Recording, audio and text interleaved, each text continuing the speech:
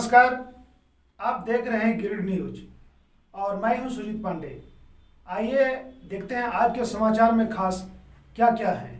गिरिडीह में जमीन कारोबारी और जिला प्रशासन के बीच चूहे बिल्ली का खेल चल रहा है। एक तरफ जमीन कारोबारी के पीछे जिला प्रशासन लगी हुई है, वहीं जिला प्रशासन के अधीनस्थ पदाधिकारी के पीछे जमीन कारोबारी चल रहे हैं। रविवार को जमीन कारोबारी सह जेएमएम नेता इरशाद अहमद वारिश के द्वारा बेचे जा रही जमीन पर गिरिडीह अंचल अधिकारी द्वारा आपत्ति किए जाने के बाद मामला गहरा गया। मामला तब और संगीन हो गया जब उपायुक्त के आदेशानुसार सोमवार को अंचलाधिकारी मोशून्य असलम और हल्का 8 के कर्मचारी व अमीन संबंधित जमीन मापी करने पहुंचे तो नापी के दौरान बिशुनपुर निवासी मोशून्य अमीरुद्दीन उर्फ दिन्ना और उनके परिजनों ने आपत्ति जाहिर किया कि बिना आधिकारिक सूचना के उनके जमीन की मापी करने का क्या औचित्य है। के सीओ साहब दल बल के साथ और अजय अमीन जो हैं और गौतम वगैरह जितने हैं ये कर्मचारी ये हमारे घर के पीछे बिशनपुर और लखारी में हम लोगों की ज़मीन का मापी कर रहे हैं। तो हम वहाँ पर गए और देखा कि उस वक्त वहाँ पर अजय अमीन थे और गौतम थे। तो हमने उन लोगों से पूछा कि भाई आप हमारी ज़मीन का मापी कर रहे हैं तो हमको क्यों नहीं बुलाया, हमको तो इसकी खबर होनी चाहिए। तो उन लोगों ने बोला कि हमको सीओ साहब का आदेश है। तो हमने बोला कि आदेश है तो जिसकी ज़मीन को आप मापी कर रहे हैं उसको आपको नोटिस देना चाहिए, यहाँ पर जितने लोग हैं सबको बुलाना चाहिए। तो हम लोग अपना अपना पेपर लेके आते तो बोले कि नहीं ये तो हम लोग 34 एकड़ है यहाँ पर तो उसका हम लोग जो है वो मापी कर रहे हैं। तो हमने बोला मोशून्य अमीरुद्दीन और उनके परिजनों के द्वारा माफी का वास्तविक कारण पूछे जाने पर वहां पर मौजूद अंचल कर्मियों ने कोई सकारात्मक जवाब नहीं दिया बल्कि वापस लौट गए।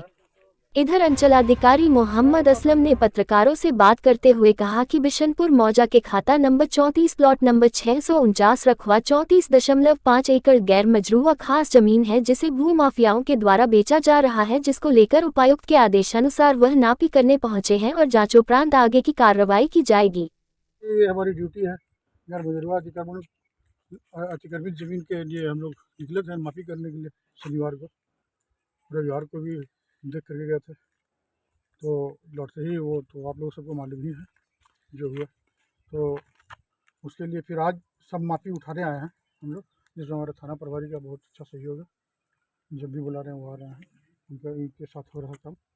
और इसमें जितने भी लोगों का उसका माफी उठाया जा रहा है और विधि सम्मत कार्रवाई करेंगे, निश्चित तौर पे कोई नहीं बचेगा। कितनी जमीन पर कब्जे हैं अभी तक? लगभग 60 एकड़। सर, इस जमीन को लेकर कल कुछ आपके साथ विवाद हुआ है।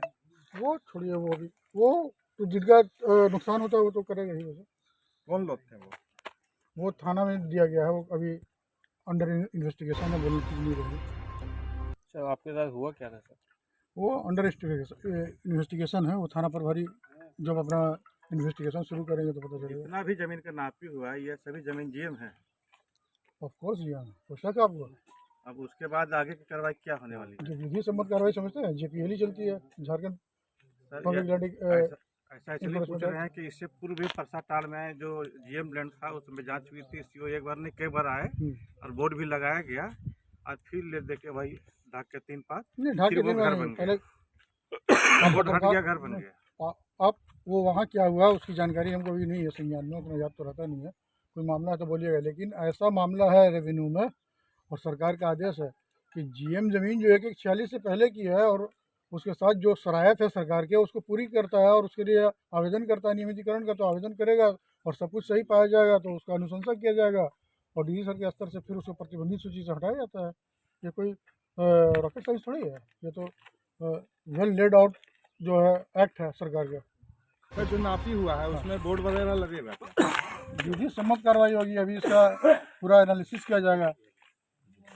रेवेन्यू में हम अचानक नहीं कर सकते, क्योंकि घर भी बनी हुई देखा जा रहा है। सब टूटेगा अगर आ जाएगा उस रेंज में, तो नहीं है तो बचेगा।